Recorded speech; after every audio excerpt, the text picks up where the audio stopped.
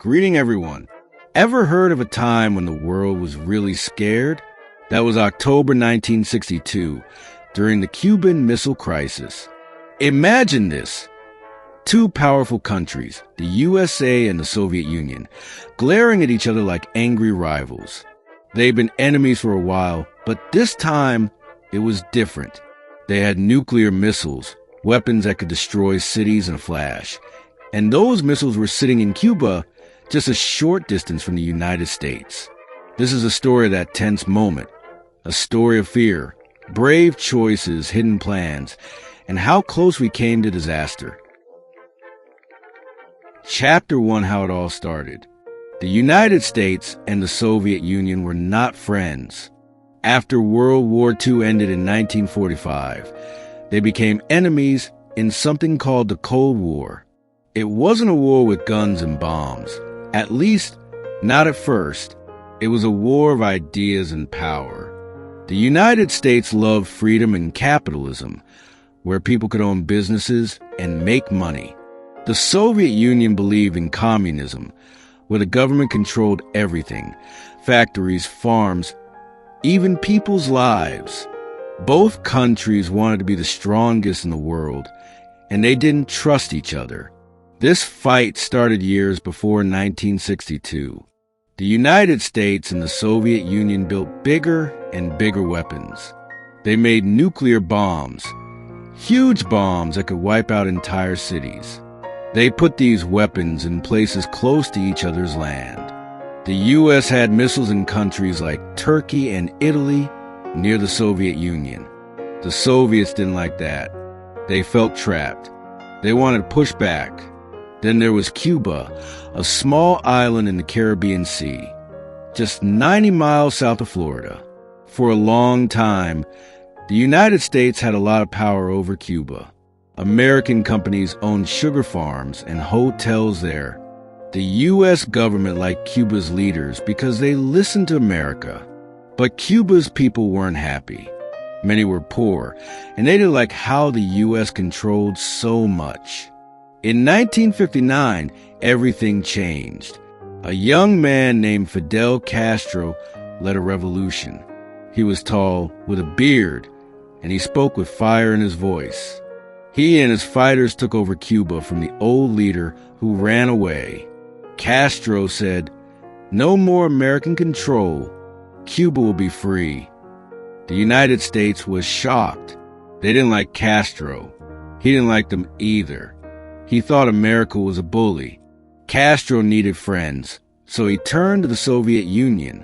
The Soviets were happy to help. They saw Cuba as a chance to get close to the United States. Really close. They started sending money, food, and weapons to Cuba. The U.S. got nervous. What's happening so near our land? They wondered. In 1961, the U.S. even tried to stop Castro with a secret plan called the Bay of Pigs. They sent Cuban fighters, trained by America, to attack Cuba and take Castro out. But the plan failed. Castro won, and he got angrier at the United States.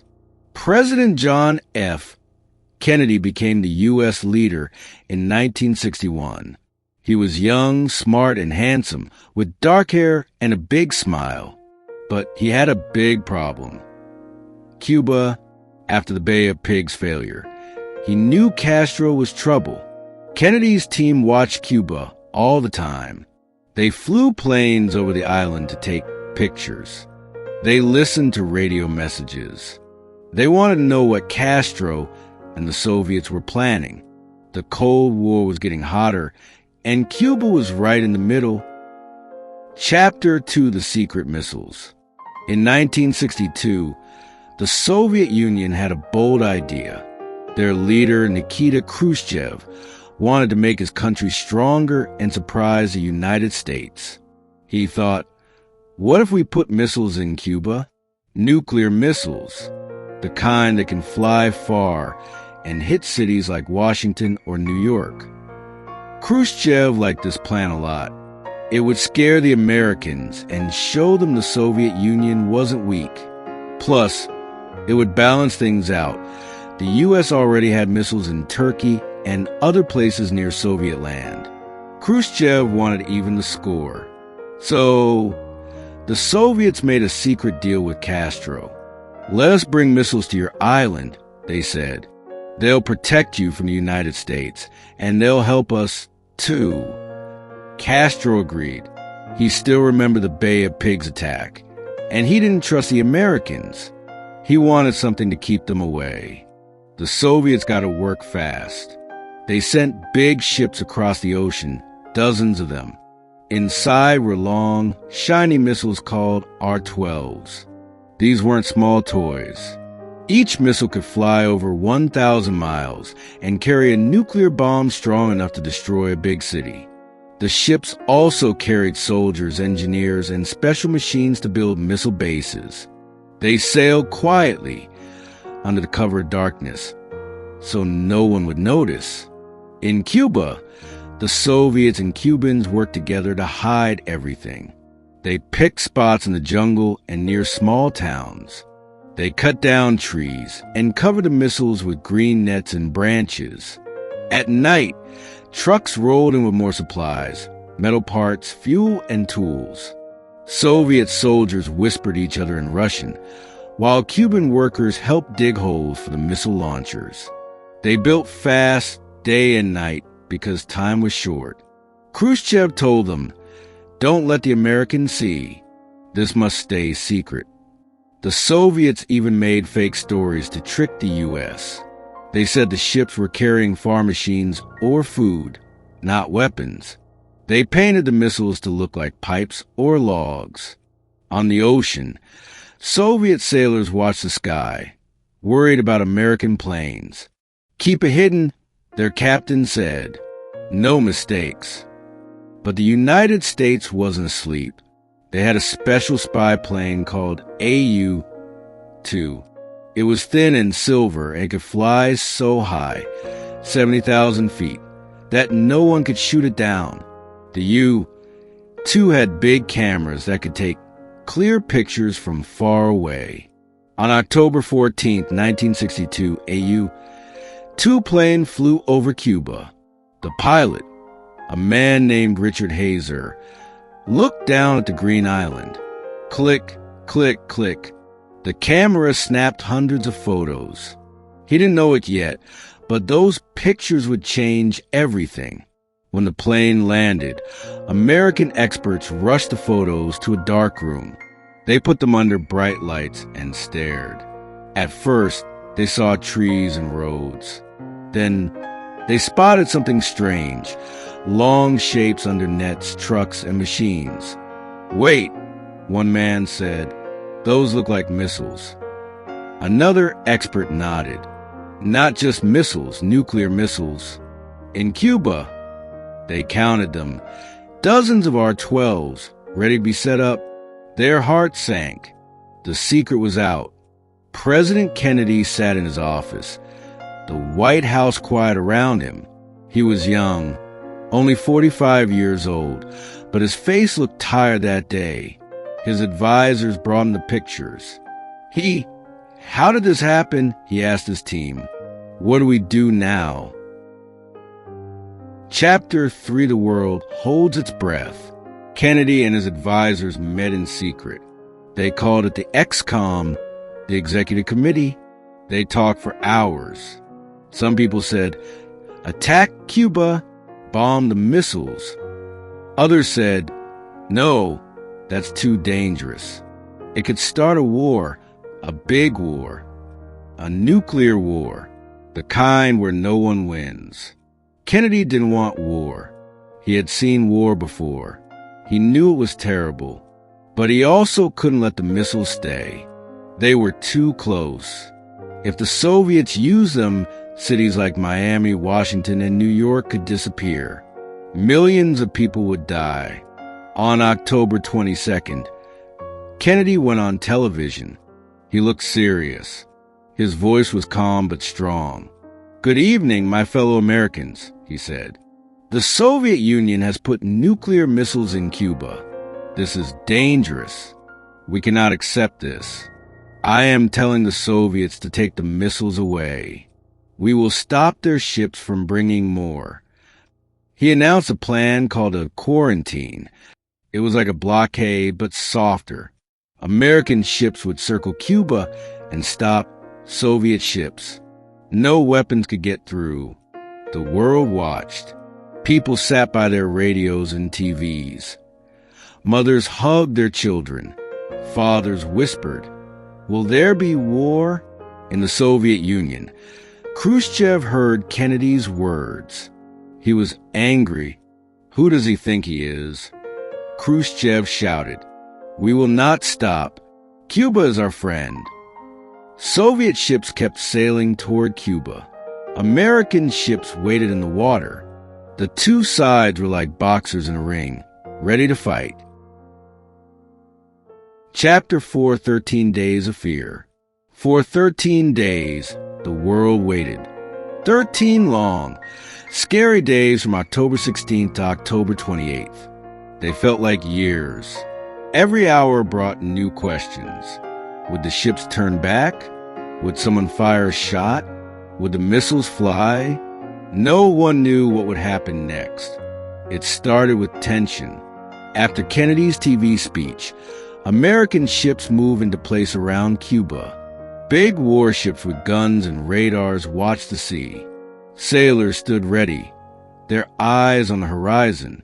On land, U.S. soldiers prepared planes and bombs, just in case. Families near military bases saw trucks rolling by and heard planes roaring overhead. "Is this it?" they whispered. "Is this the end?" In schools, kids practiced duck and cover.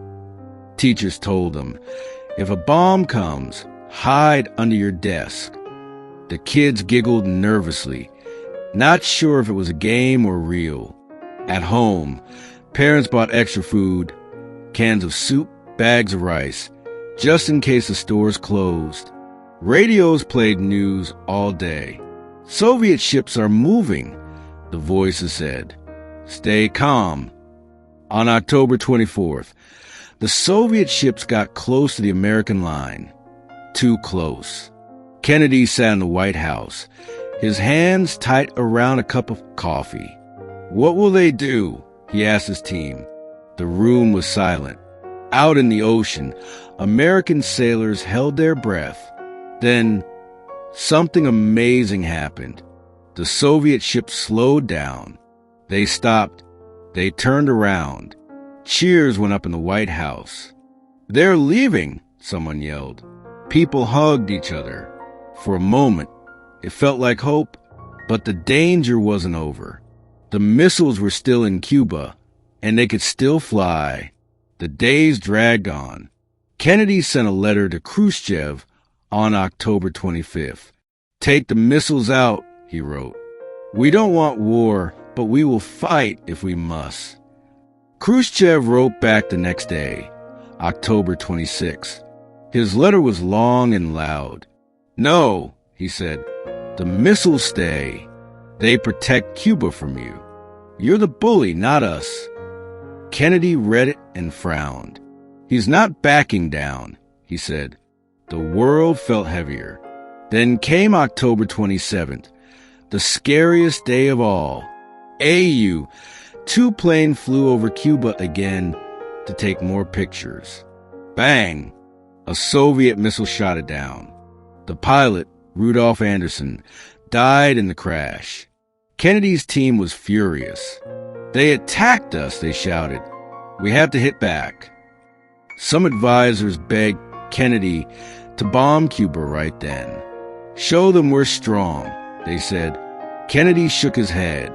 "Not yet," he said. "We talk first." His voice was quiet, but his eyes were hard. He knew one wrong move could start the war everyone feared. That same day, more bad news came. A Soviet submarine hid under the water near Cuba. American ships dropped small bombs, warning bombs, to make it come up. The submarine's captain didn't know.